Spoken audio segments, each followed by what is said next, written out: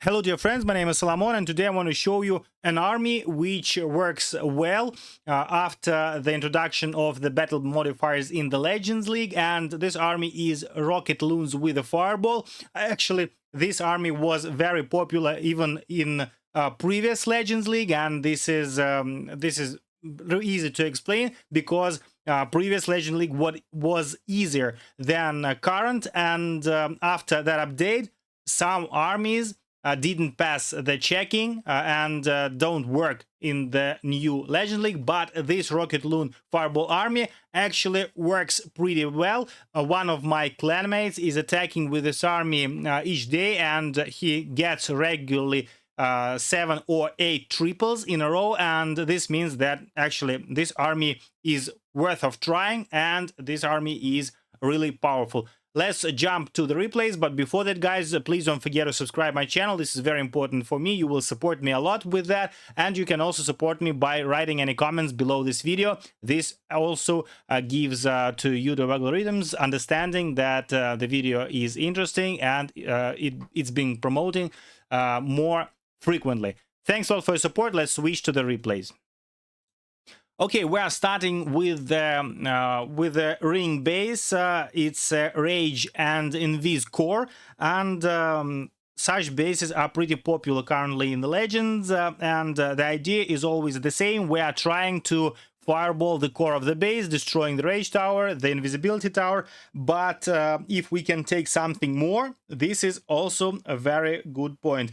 And also, one of the most important things about this army is you always want to try to find a good spot for your Flame Flinger, because this siege machine gives you a lot of destruction, and this is one of the most efficient siege machines for such army, especially for the armies with a fireball. And for that we can use as many Rocket Loons as you want. Not all of them, but if you see that there is a good spot for the Flame Flinger, you should definitely try to clear that section with that siege machine. So on this base, the best spot for the fireball would be this ricochet cannon, because this way you are destroying the core, but besides that you are destroying the clan castle building, which allows you not to lure out the enemy troops. And this should be the priority number 1 for the fireball, and I think the attacker is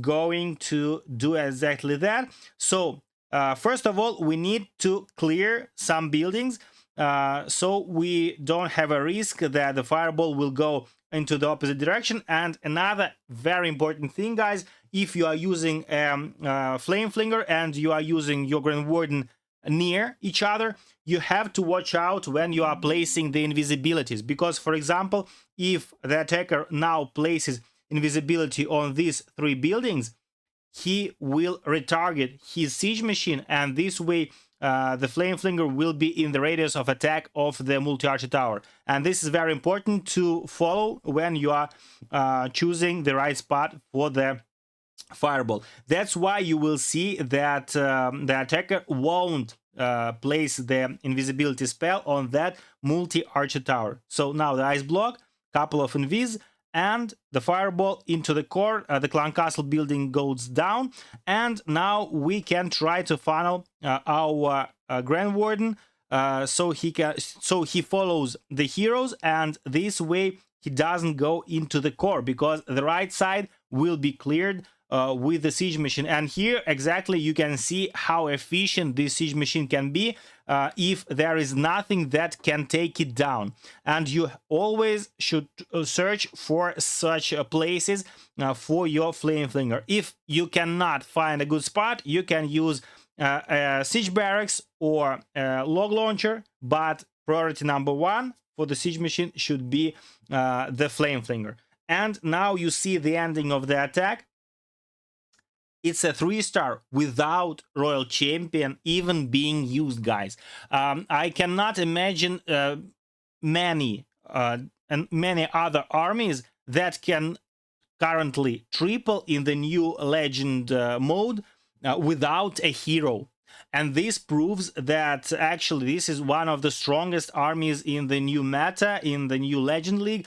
And previously, as I said, when the new Legend League was not introduced, this army was very popular, and a lot of people were using it without using actually the Royal Champion. But when the battle modifiers were introduced, triples became much more harder. And if you can triple without a hero, this shows how strong the army is actually is.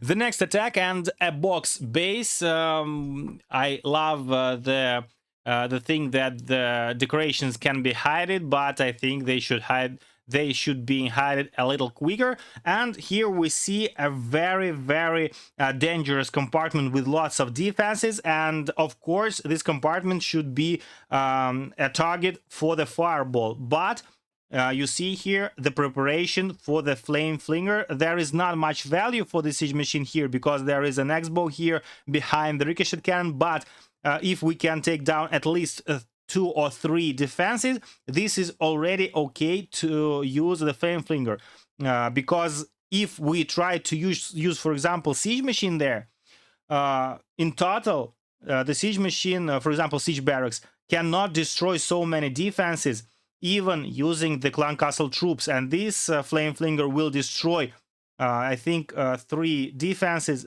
before the clan castle troops will come out. So here we see the preparation for the fireball, and check out how many rocket loons were already being used.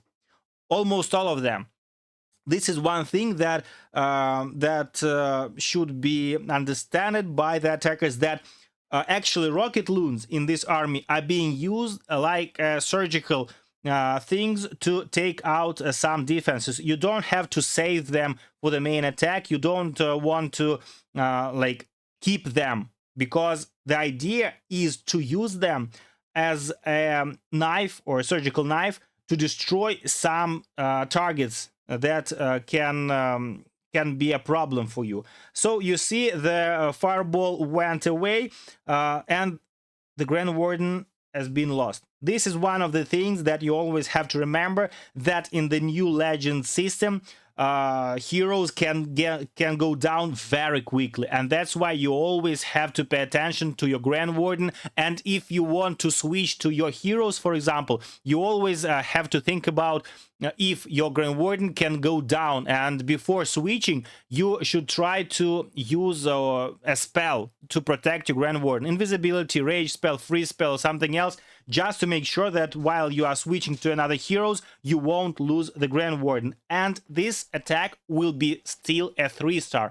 Again, try to imagine an army in which losing one of the heroes unexpectedly in the beginning of the attack will still give you a chance to get a 3-star. This is one of the rare army in new legends that still work when you lose your Grand Warden, or as an example in previous attack when you not using the Royal Champion.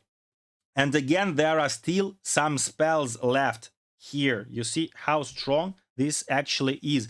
By the way, the attacker is using the Rocket Spear with a Seeking Shield, because Electro Boots are not working great in this army, as you using your Royal Champion as a cleanup troop. She doesn't have to destroy a lot of defenses with her Electro Aura. She just need to clear some defenses from a long distance without getting targeted. And one more attack, one more pretty popular base with double rage and isolated town hall. And as always, as a rule for such bases, you always want to target one of the rage towers with your fireball, the second rage tower with your heroes, and everything else with something that you have left on your hands, for example the rocket loons. So first of all, we are placing the Grand Warden, then we are checking for a spot for the Flame Flinger. Again, you see that basically Flame Flinger will destroy this defense, and this defense, and that's it. Only 3 defenses is already good enough to use that siege machine. and the Grand Warden is already taking some damage. That's why one of the invisibility spells getting used. There was a furnace in the clan castle which got killed pretty efficiently with the poison, but there will be 2 ice golems. Again, a lot of damage for the Grand Warden, even though the healers are in the rage spell, the enemy minion prince is dealing so much damage that you want to protect your Grand Warden very carefully. Ice block spell, couple of invisibilities, and the rage compartment goes down. Now we have to wait where the Grand Warden will go, so he goes to the bottom, and the attack starts on the top. King Queen, but the Grand Warden follows the Queen, I think. Yeah, this was not expected, I believe, by the attacker, but still, Grand Warden will support the Queen. But actually, in such situations, sometimes Grand Warden goes down very quickly because healers sometimes switch to the Queen. Again, King used his ability and destroyed the second rage compartment. Royal Champion with her ability on top, 1 invisibility left, and yeah, probably this invisibility will be used for the Queen because Royal Champion doesn't have her boots. Yeah, for the Royal Champion, but she won't be able to destroy the Town Hall, I think, as she don't have her Electro boots, and that's why she won't be able to destroy the Town Hall, but at least she is doing some damage, and the Queen will finish the Town Hall building in the end. So again, it's a 3-star, but in this attack, for example, I believe that Grand Warden didn't follow the plan. I mean, he probably should go to the bottom, but he joined the Queen, and it's still a 3-star. And this is another thing that shows how powerful the army is. Even when the attack is not following your plan, you are still getting a 3-star. Proves that the army can forgive your mistakes. And as I said, this is another proof that this army is really great, and this is one of the most efficient armies to be used in the new Legends League. That's it for today, guys. Thanks a lot for watching. I am testing currently other armies. For example, now in my camps you can see Super Hogs. This is one of the armies that I've been testing recently, and also there will be a video about the Super Yetis with the Fireball, another army that actually works well. That's it for today. Thanks a lot for watching. Please don't forget to subscribe, and I see you in the next video. It was Solomon. Bye.